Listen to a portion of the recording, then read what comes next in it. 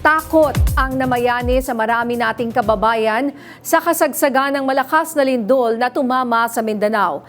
Nakuhanan rin ang pagtakas ng ilang crew ng isang fast food chain ilang segundo bago bumagsak ang gusali. Yan ang umaarangkadang balita ni Maan Macapagal.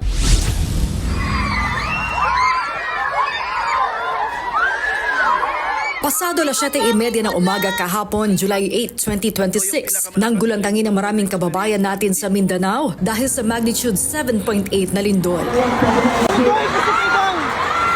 Tiyempong flag raising ceremony, kaya't nakatipo ng mga estudyante. Pero habang papalakas ang pagyanig, maging ang mga guro, nagmadali sa pagtakbo kasama ang mga estudyante na naka-duck cover and hold. Pero ang isa sa hindi malilimutang tagpo, ang pagguho ng gusali na may fast food chain sa ground floor at radio station sa itaas. Sa video ni Janeline Dinaga, maririnig ang sigawan ng mga tao habang niyayanig ang General Santos City.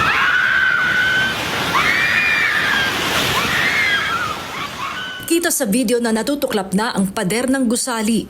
Ang dalawang empleyado, nasa entrance lang, tila natulala at hindi makatakbo. Tinatawag na sila ang mga kasamahan pero hindi sila natitinag. Hanggang nilapitan sila sa kahinatak patawid. Patuloy ang pagyanig hanggang sa...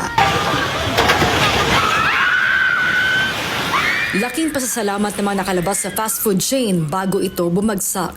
Katulad ni Janeline. Kinuha ko po yung phone ko kay kukunan ko sana ng video yung pamangkin ko, then isi-send ko sa sa mother niya, which is the OFW sa Hong Kong. Then yung ipipindutin ko na po sana na magbi-video ako, biglang yung manig po, sabi ng pamangkin ko, "Tita, lumindol." Nang umuga ang paligid, tinansya muna ni Janeline bago sila kumilos. Nag-uunahan na paglabas ng ng exit. Then kami naman po is nasa kabilang dulo po talaga kami, malapit sa CR yung upuan namin, which is kami yung pinaka-last na customers na lumabas.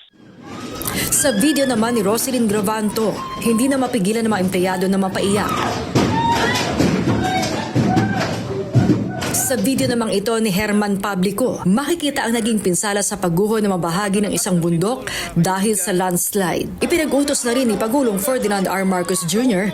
ang mabilisang tulong sa mga survivor ng lindol. Ako si Maan Macapagal ng PRTV News, nagsaserbisyo para sa Pilipino.